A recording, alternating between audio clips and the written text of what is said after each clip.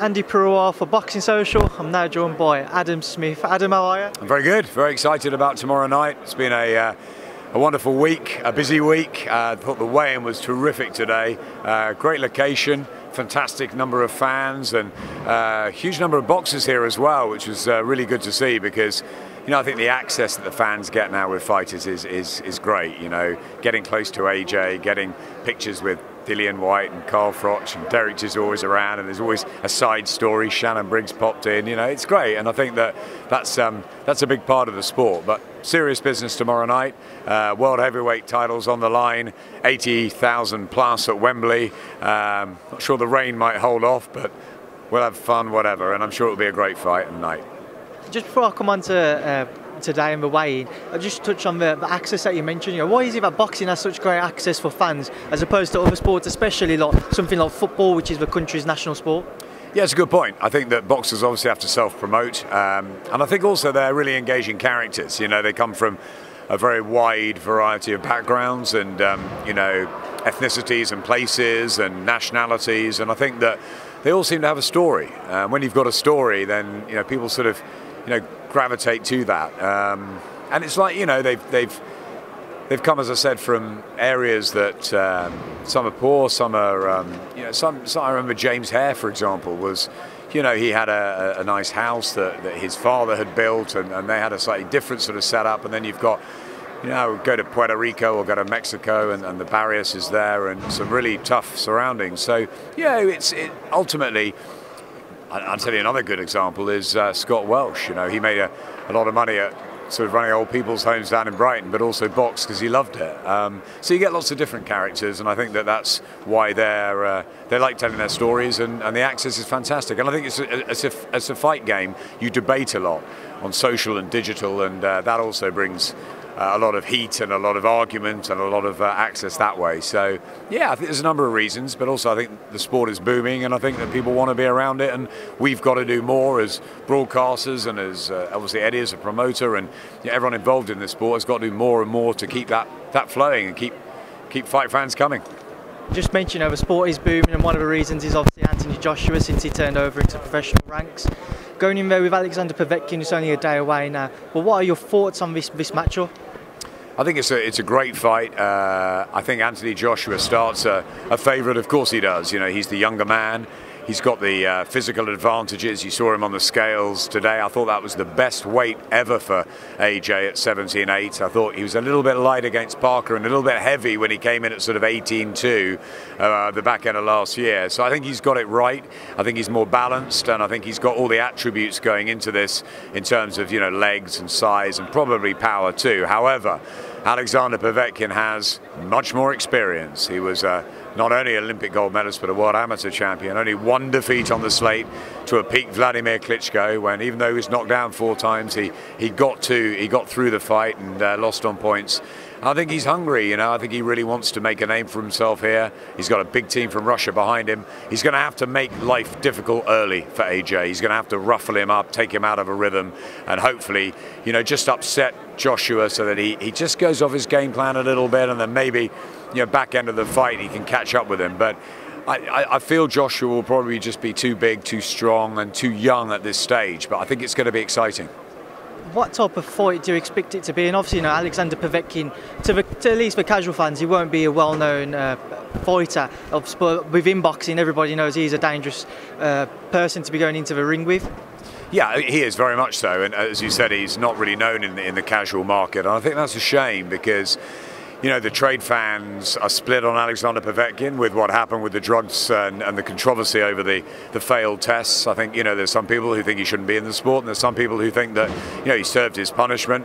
Whether that was enough, that's probably a debate for another day. But look, he's come into this, he's been tested, he's got his opportunity, he's the mandatory challenger, and it's not Joshua's fault. He's got a fight who's in front of him. They couldn't get the Wilder fight over the line in time, which I think is probably good for the moment. It builds it up to a bigger fight next year, and we look forward to Wilder Fury, which is a fantastic one, hopefully coming before the end of this year. I think Joshua's got to go through this. He's had tough fights, you know, Klitschko, Takam, Parker. They're not easy opponents, any of them. And I think Povetkin's probably the second hardest after Klitschko that he's faced. So yeah, look, it's a shame people don't know Alexander Povetkin. He doesn't say a lot, he's stoic, he's very respectful, but I think he'll say a lot in the ring tomorrow night. I think he won't freeze. I think he's used to this. Sort of, he fought in the Principality, obviously. He's fought all around the world, and I think we're just hearing Shannon Briggs, aren't we, doing his rounds? But yeah, I think Alexander Povetkin will give it everything, but I think he'll come up short. Now, just looking into the undercard as well, the return of David Price, is this, in your opinion, now his last chance to maybe make a statement in the heavyweight division? You know, you got to love David Price. You know, what a cheer he got on the scales. He's such a lovely fella, and you know, you want him to be so successful. You know, looking at it realistically, you know, he seemed to have the world at his feet when he was British and Commonwealth champion. Looked like he'd fight the likes of Fury and Joshua. You know, he had the loss of Tony Thompson, and then he had the rematch and lost his way a bit. And then obviously the fragility around the chin, around the defence has come back to haunt him. But you know what? He looked better against Povetkin last time. He looked like mentally and physically he was together. I think he likes the fact there's not pressure on his shoulders. He likes the fact that he's just going in as the underdog now. And he can bang, and he can probably bang as well as anyone in the heavyweight division. So it's a tough ask again against Kuzmin, who's stopped Joe Joyce as an amateur. He's unbeaten in the pro ranks. He's obviously, they assume he's going to be the next big thing, world of boxing. And look, Price has got a great chance early, of course, he always does.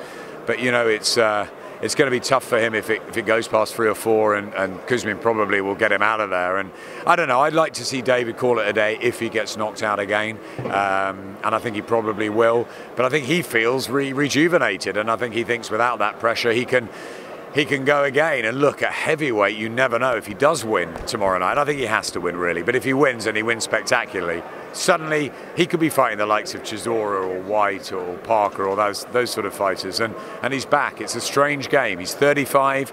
He's not old, but he's not young. But I think if he gets knocked out again, it's probably the end. I think there's a lot of people that will be hoping that doesn't happen and that he can pull off the win. So, yeah, I'm excited about it anyway. I mean, you just mentioned, David mentally. Is that something where maybe, say, if he comes away victorious tomorrow night, the further he finds himself going up the ranks, and there's more pressure on those fights as he tries to build himself back into maybe world contention, if that's still his ambition, is that something mentally which might come back on him again later down the line? Yeah, we're not inside his head. You know, he's a very big guy. He's you know, a very smiley, amiable chap around the scene. It must be pretty hard when you're getting knocked out and you're walking around Liverpool and you look like David Price and you're a big guy, and people come up to you and they don't, you know, he's like, they love him because he's David Price and he's a friendly guy and all that, but probably don't know what to say to him, how to deal with it. And mentally and physically he's had to go for a bit of a roller coaster, but he's got a lovely family around him. And you know, I think he's got the love of the public back, and I think that will help him mentally and physically, however long he's got left. We had a big debate the other night around York Hall with Paulie and Johnny and Matt and Eddie and all of us about, you know, what happens if he wins. Could he possibly, you know, turn his career around and fight for a world title? Eddie says yes, he can, because he can punch. Johnny went, he can go on and fight and maybe even win a world title. Matt and I think it's going to be tougher, but I'd like to see him just get through tomorrow night. Hopefully, for the Price supporters and the family, he comes out with a win and he comes out healthy. Don't want to see him knocked out again and again. I think that if that happens, he's got to think about his future, because he's got a lovely family, and you know, he's got a big part to play in boxing. It doesn't have to be in the ring. And just because I know that you're about to shoot off to do some shooting with Sky, what are your thoughts on the Luke Campbell rematch with Campbell-Mendy, and obviously Lawrence Okolie stepping in with Matty Askin? I think the Matty Askin-Lawrence Okolie fight is a terrific 50-50 match. Matty Askin's in the form of his life. He's not going to be overawed by what happens with Okolie's reputation and his management team being Anthony Joshua's lot. And you know, in the punch power, I think Matty Askin will go in and do what he does best, which is he's a good fighter and he's got some really good experience. I think with Okolie, he's an enigma. He's a bit like I think he's a bit like a sort of a young version of Deontay Wilder at the moment. You don't quite know sort of how good he is and what he can do, but we can't wait to find out. So it's Okolie by knockout, or it's Askin in a long, grueling one who just knows a bit too much at this stage. Can't wait. Luke Campbell, a lot of people are saying, you know, it's Luke's going to win this and fight for a world title. It's a tough fight. He lost last time to Mendy, and Mendy's gone on and he's won 10, 11 in a row. I mean, he's unbeaten since, and I don't see it as an easy fight at all. But I think Luke has made a good move. I like Shane McGuigan. I think that he's certainly revved him up again, and Campbell's certainly got the quality to win tomorrow night. But he's got to make sure that mentally he stays together, stays on the game plan, and gets it done. Because I think Luke Campbell can become a world champion, certainly after what I saw against Jorge Linares. Well, Adam, thank you for speaking to Boxing Social. No problem.